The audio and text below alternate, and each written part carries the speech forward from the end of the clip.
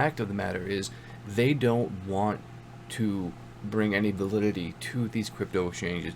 They are intentionally doing this. The SEC, I mean, what are they doing? I mean, first Gensler was cozying up to Sam Bankman-Fried, taking all these backroom meetings. They missed the biggest fraud in history, right? In this entire space, right in front of their noses too, because they were literally buddy buddy with them. Yet they're going after targeting. First, you had the Kraken, the staking thing, the whole kerfuffle. Then Coinex, New York, is suing Coinex for not registering with the SEC. When the reality is there was no way for them to register. Understand this, okay? There was literally no way for them to register.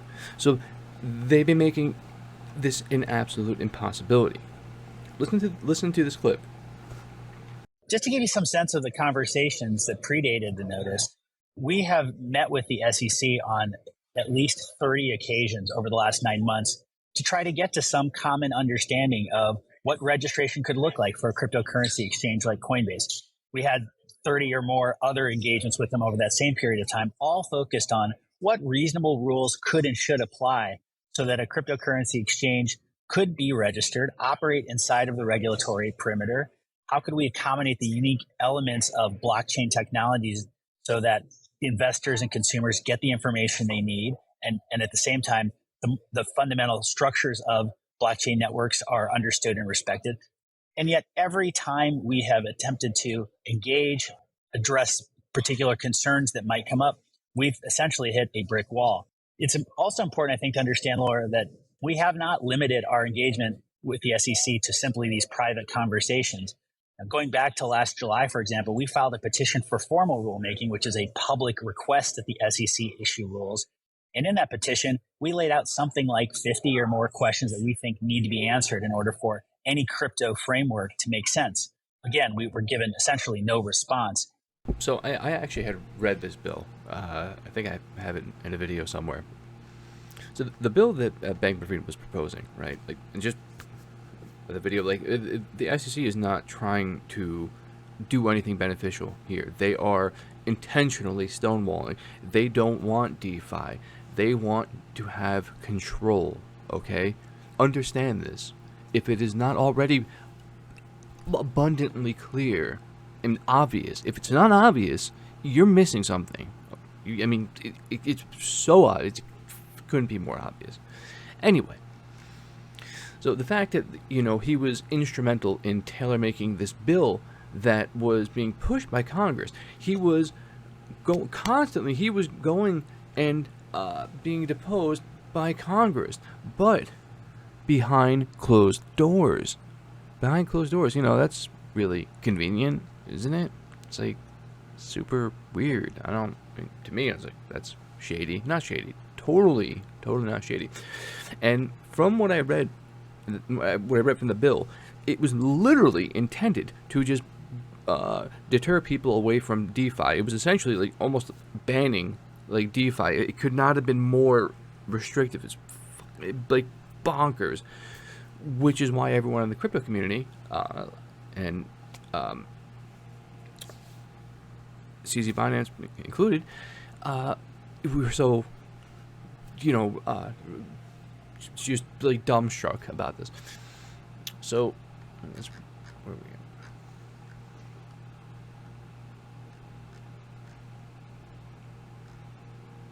I love how the money is just so convenient.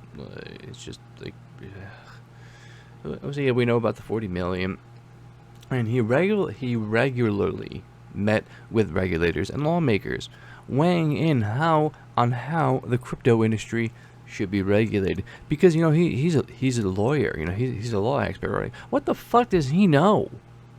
Really, he's a puppet.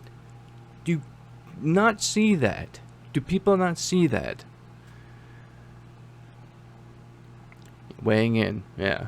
He was a vocal supporter of one specific bill that gave him almost a monopoly. It was really bad. Bipartisan bill, yeah, blah blah blah. And he had a couple of these people on board. He donated 26,000 to Stabenow, 8,700 to Boozman. What kind of names are those?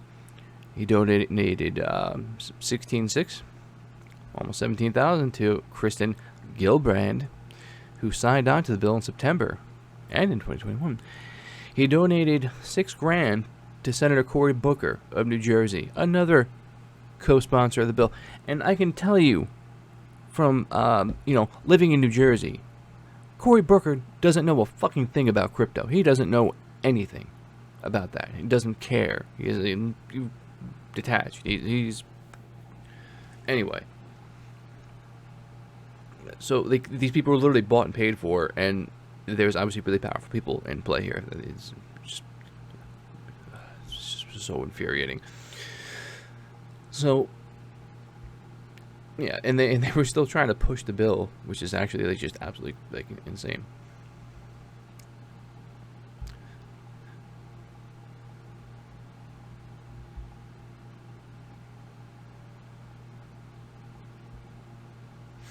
So the bill aimed the Commodity Exchange Act to give Commodity Futures Trading Commission oversight of the crypto spot market. Under the DCCPA, crypto broker dealers would be required to register with the CFTC and submit to oversight from the federal regulator. This is actually the caveat within the bill, because to be able to use any form of crypto, you would have had to sign up, KYC, verify, so track, which defeats the entire purpose of DeFi, right? Decentralized finance. You're not legitimately insane. Oh, I have to find a copy of it.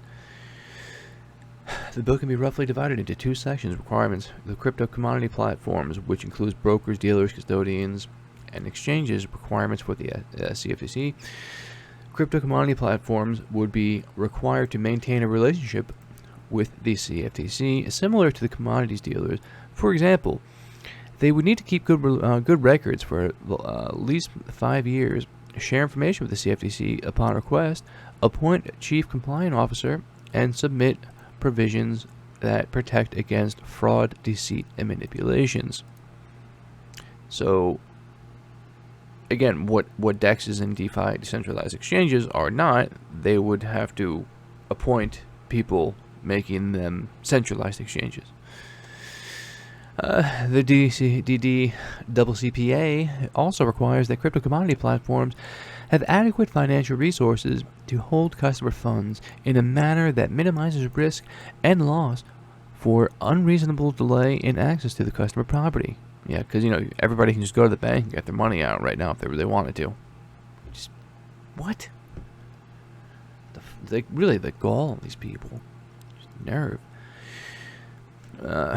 Commingling of customer funds with the broker-dealer's assets is strictly prohibited, which is what SBF did, as in investing customer funds in anything other than U.S. Treasury or high-quality liquid assets that the Commission may rule or regulation prescribe. Unlike several of its predecessors, the DCCPA also has lengthy definitions and sections that carves out exemptions to the rules for non-commodity platforms in titles including software developers and validators. The CFTC also not give jurisdiction over any crypto transactions used in the purchase of a good and service. I mean, I would hope not. I mean, do they oversee when I go to 7-Eleven and buy a Snickers bar? Are they overseeing that transaction? Thank you for it's so kind of you. Thank you. One thumb up.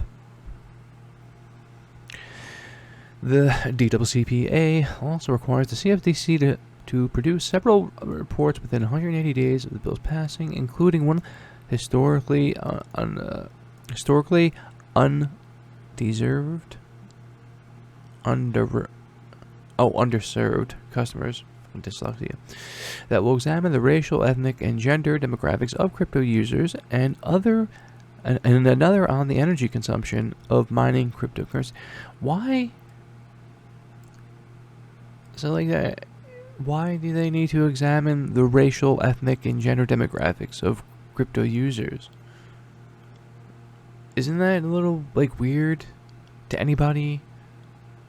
Any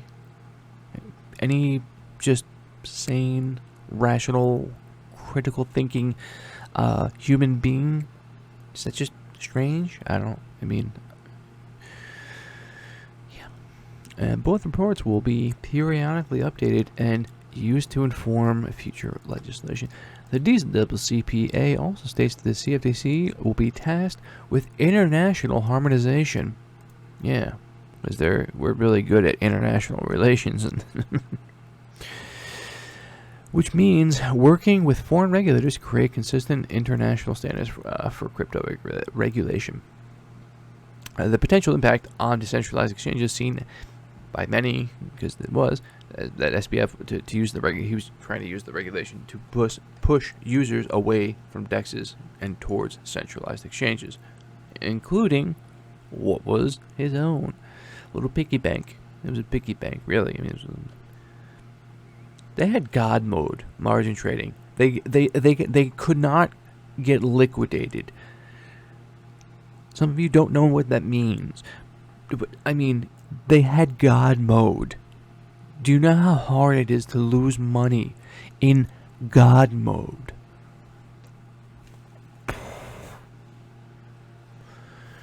The leaked version of the draft, however, contains changes that imply that Stabenow and Boozman... I'm sorry, these names. Stabenow, like, stab. I'm gonna stab the booze out of you. Sure.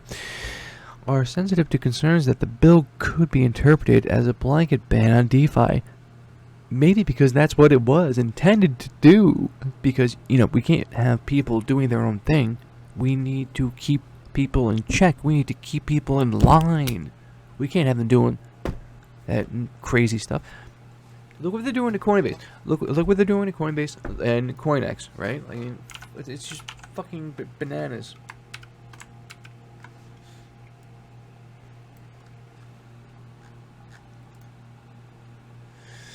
So as soon as the lawsuit, CoinEx to stop serving all U.S. customers. They were actually a pretty decent exchange. They were not too bad. They're out. They're gone. They are not going to be, functioning within the U.S. So one by one, they're just just stranglehold for no reason. No reason. Keep in mind, there was literally no place, no ability, no website, no document that they could have signed up for this regulatory bullshit. Now, I mean, the fact that they're going after Coinbase, arguably the most legitimate fucking exchange, the most legitimate crypto exchange in the space. What? They're the first and only publicly traded crypto exchange, okay? Like, I mean, they could not be more transparent. As you heard in that video, they've been trying to talk to the STC. Yeah, it sounds like a STD, because, that's what they are, essentially. Or at least that's what Dick for a Head Gensler is, because he's got a penis-shaped head. They've literally been trying for a year, right? Like, and they are a publicly traded company, so, like, these records, and they have to do things by the book, right? Like, they have shareholders, they have stockholders, and now they're suing Coinbase for this. It's just mind-boggling for not registering. Again, emphasis on the fact that they are doing this intentionally, okay?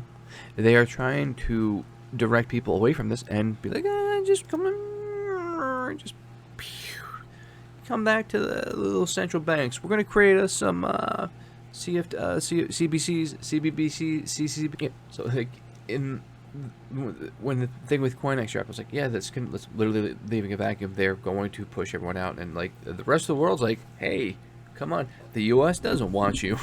Well, good. I mean, come to us. We're already falling behind. We're behind, guys. We're behind. Understand that. We are behind. This isn't doing anyone any favors. It's just screwing us. You, me, apparently my microphone, because I just stabbed it out of emotion. The U.S. has left a vacuum that other countries are eager to fill. No shit. I mean, this is the future, right? Like, it doesn't matter if you get rid of it and ban it and it just everything, just stop everything. Like, everything's bad, everything's illegal.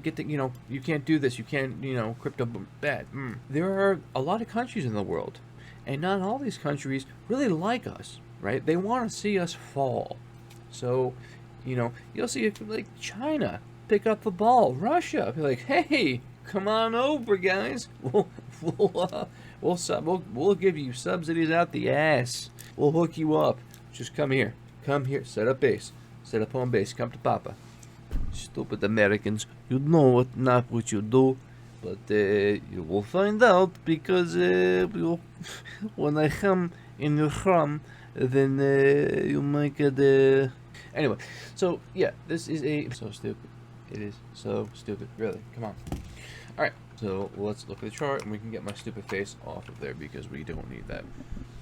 So this is the Bitcoin chart. So there's a lot of actually really interesting things going on right now. Right, look at these three zones I have marked off. The orange zone, purple, pink, red, whatever color that is. So the orange zone is where we recently were, support resistance level down here. We dropped down.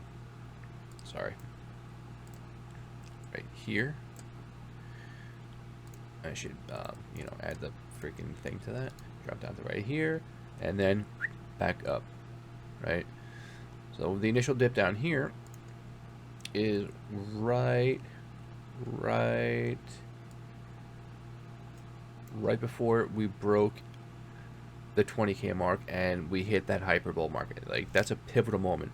So it's really interesting, right? Like, people that don't know anything about technical analysis or just basic reading of the charts and draw lines or look, because they want to pretend like they know, it infuriates me. It's just, yeah. Anyway, so we can see the really important level. We're about to break 20K because 20K was the mark, because the last bull market we came just shy of 20K, the one prior to the most recent one. So 20K was the thing to break and then skyrocket, right? So we were sitting in consolidation there for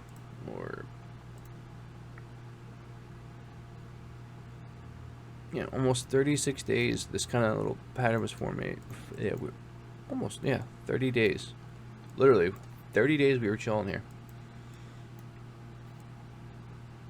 It doesn't seem like a really big move. Well, this is the 2-day chart. So 30 days before we broke this. We got the initial come up, boom. We got denied.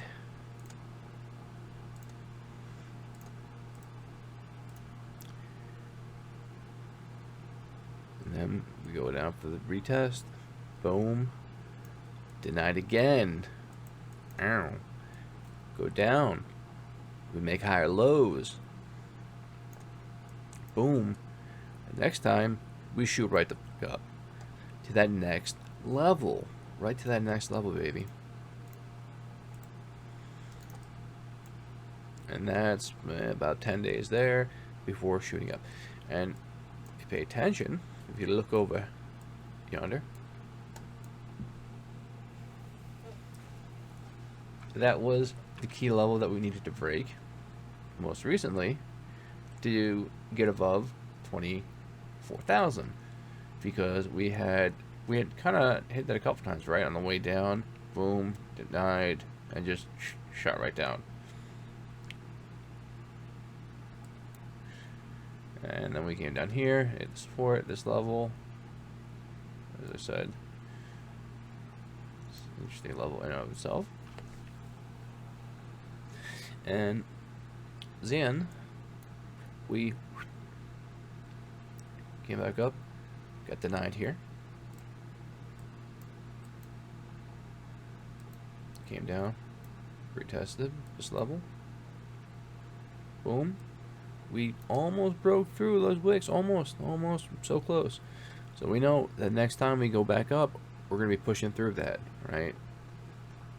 We know that. So come down, hit the support level again, and then boom, push through, right? And look the correlation, right? This is the same level that we needed to break through back in when the bull run started. 24K, that was the next level. And then it was just a straight shot up to 40. So, look where we're at now. Look at the red line, the red box. There is a lot of historical movement there. There's a lot of support, a lot of resistance, a lot of more support actually. That is just really all support. There's yeah, no, I misspoke. We got like a little smidgen, little couple day resistance here, but you know, not too much, and then we broke through. Like I said, it was kind of more. That was a pretty straight shot, just right up. Right, that was just a boom. Then this is a very, very strong resistance level. Very strong, very, very strong. So much so, when everybody was calling, oh, the bull market's over, oh, we're in the bear market, you know, when you know, the summer dip was happening, when I was like screaming in my old Discord, I wish I had the messages, even the video, like I was screaming, yelling, like we're not in a freaking bear market. Like it was infuriating me. It was literally these people that were making videos, oh, we're in a bear market, blah, blah, blah, blah, blah. All these these just clowns that know nothing but act like they do. And I see it till this day. People saying that, oh, I called the bear market in May, because May was the bear market. Yeah, look, May's the bear market.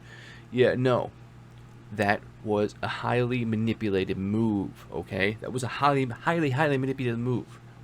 Because look, we made new highs. Look, and look how long it lasted. It lasted longer than this.